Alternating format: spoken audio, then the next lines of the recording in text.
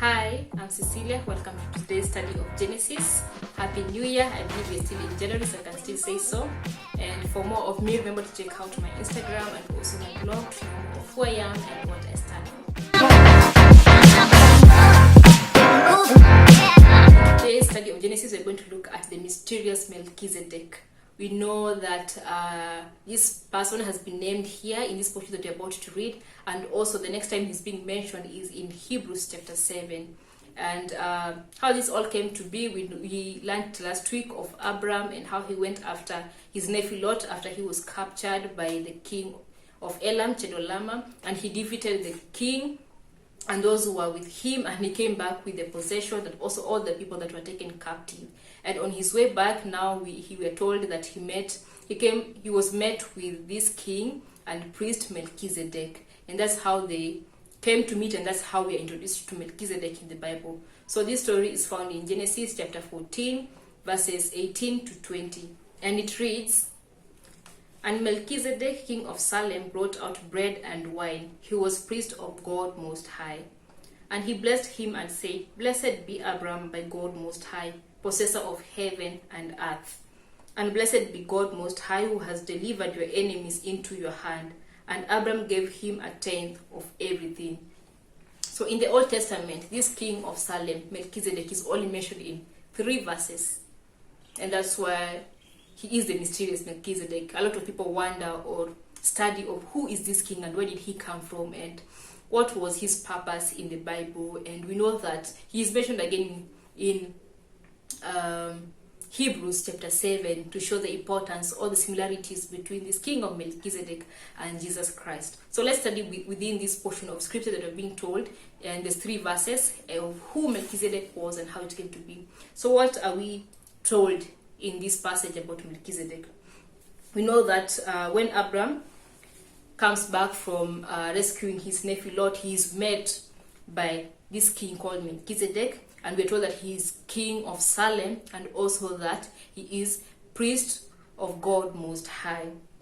He offers Abram bread and wine, indicating a feast, because if someone in those days someone offers you bread and wine, it meant that it was a feast. So him coming to greet Abram after his victory, it was not just offering him like little food for strength, but he was offering him a feast, him and those who were with him. We know that he came with a lot of people. He had the 318 men with him, and also he had his 3 friends, and I'm sure those 3 friends also had their people who went along with him. So, and he offered feast for them.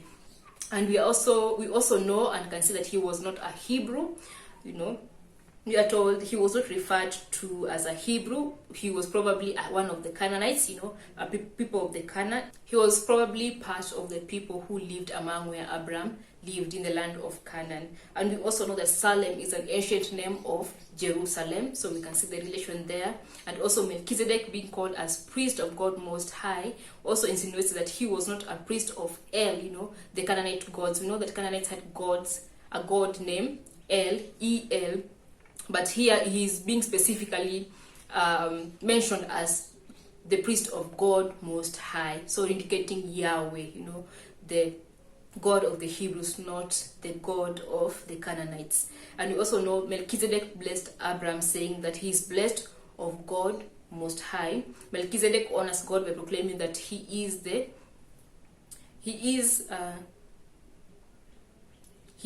possessor of heaven and earth, like the whole heaven, the whole earth belongs to God Most High. And Melchizedek also attributes the victory that Abraham experienced to God, saying that he had delivered his enemies into his hands, the enemies of Abraham into his hands, because Abraham defeated the 4 kings. And they also told that Melchizedek being priest, Abraham gave him a tenth of everything. This is the first time we are seeing the giving of tenth or the giving of tithes, but we also know that even previously in chapter 4, we saw that Cain and Abel also offered an offering to God, in a way of thanksgiving or in a way of worship. They gave some offering to God. But here we are specifically told of tithes. But it is not something new. In the ancient Near East, it was common for people to give tithes to kings and also to priests and or to their gods. That's how they that was a practice back then. So it is not unusual for Abraham to give a tenth of everything to Melchizedek. You know, he was a king of Salem and he was also the priest of God Most High. And that is what we are told about Melchizedek in these 3 verses that we have read. So what can we learn from the passage? You know, from what we have just seen happened. We know that Melchizedek's name means King of Righteousness. That is what his name means. He is presented by his name as a man of God, a person who lives in righteousness. And since he is a king, you could also say that he was a king who ruled in righteousness, someone who knows and relates with God. We know that for you to rule in righteousness and be known as a king of righteousness, you must have, in a way, have a relationship or association with God Most High. And we also told that he was priest of God Most High, and that's why we are told that he ruled in righteousness, or his name means King of Righteousness.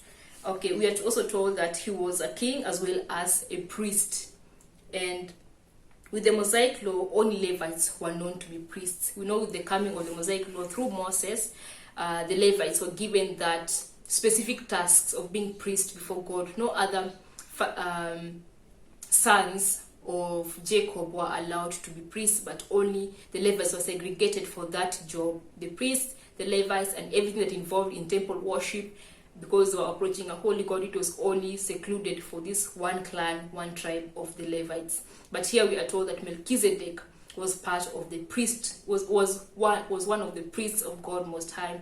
And this happened before even the Mosaic law came to be, because now we are only told of Abraham. His descendants are not there yet. So we can see that not only Levites were put in place to be priests of God. No, we are told of another priest of God who was not even a Hebrew, being in that relationship or in that closeness with God, him being able to approach the holy God. So we see Melchizedek as a priest without having to be a Levite. And we are also told that him being a priest of God Most High, he must have also known of Abraham and his relationship with God, because he came and met Abraham after he came from war. And that's why he went out to meet him after a feast and offered a feast to him, celebrating the victory that God had granted to Abraham. So we see that they knew each other, because Abraham is not seen to be appalled by the presence of Melchizedek, and Melchizedek seems to have heard and have known that Abraham had gone to war and had come back victorious. That's why he went and met him and offered a feast. So they must have known each other, because both of them were associated with God Most High. We also told that Melchizedek blessing Abraham also showed that he was greater than Abraham. At this time he's still called Abraham. So him blessing Abraham shows that he was greater. We can read that from the book of Hebrews chapter 7. And it also brings to light that Abraham must have known him as the priest of God, because he accepted his blessing and even gave him a tenth of everything. So here is Abraham acknowledging that this is surely the priest of God, and this is surely this person surely serves the God that I serve. That's why I accept his blessing, and that's why I'm giving him a tenth of everything. As I've said, it was a custom back then to give a tenth to priests and to gods and to kings. So here he's giving him a tenth of everything, because he is the priest of God Most High, acknowledging the authority that he has over him. And he gave him the tenth, not because he was the king of Salem, but because he was the priest of God Most High. We are made aware that in the time of Abraham, he was not the only one who knew God Most High. God must have revealed himself to other people other than Abraham, because we know that Melchizedek was not part of the Hebrews. You know, at that time it was only Abraham who was known as a Hebrew. And also we know that God, in these few verses that we have read, only communicated with this one man, Abraham. We know not of any other person until now Melchizedek comes into light, and we're realizing that even actually God had dealings with other people who were not part of the Hebrews, or who was not a Hebrew, in the person of Melchizedek, because he was associated with God Most High, and also he was a priest to God Most High, and he was also a king who was not a Hebrew. He was a Canaanite, most likely. And here God associated with him, or God knew him, and also him knew God, meaning that there were other relations or gods dealing with men who are not Hebrews. And so that's the indication or the importance We also see that Melchizedek takes his place as a priest by blessing Abraham. At that time, or in the Mosaic law, the priest will bless the people, the worshippers of God, they will bless them. And here we are seeing Melchizedek blessing Abraham, thanking God for delivering his enemies into his hands. And also as a king, we see that he presents Abraham with a feast. He greets Abraham with a feast. He had prepared a feast for him and those who came with him. We see Melchizedek being presented as a priest and also as a king.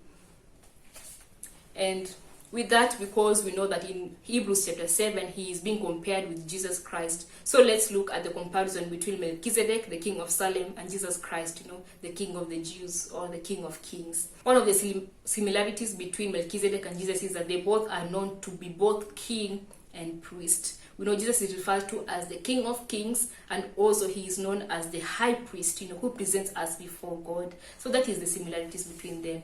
Here in Genesis 14, Melchizedek is known as the King of Salem, and we know that he's also presented as the priest of God Most High.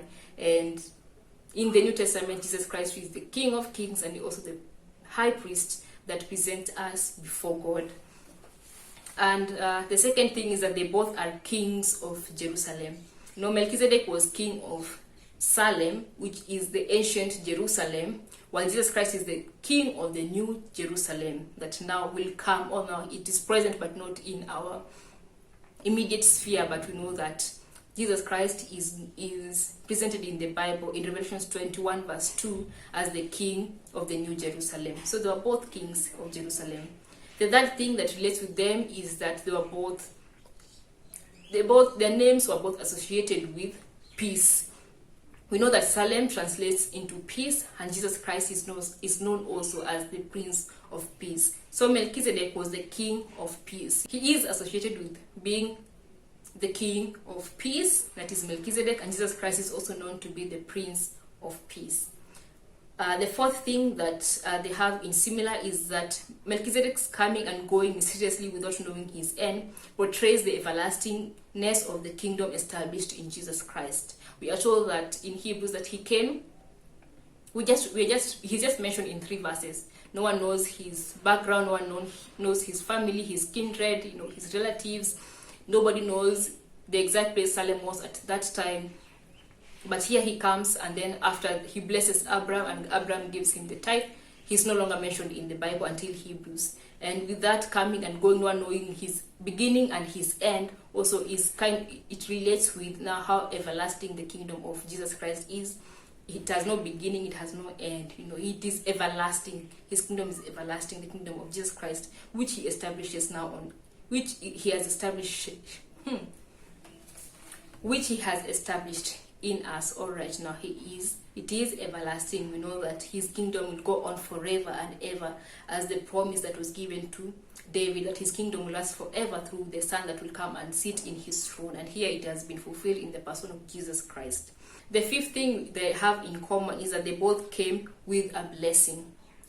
Melchizedek came and blessed Abraham because of the victory that God had given to him. Abraham was the patriarch of the people of Israel, as the father of faith, and also Jesus Christ blesses us all who have found in Abraham. Abraham is the father of faith through now salvation in Jesus Christ. So in Jesus Christ we have the blessing of having the everlasting relationship between us and God, and that is a blessing to us because with him we are able to relate with a holy God.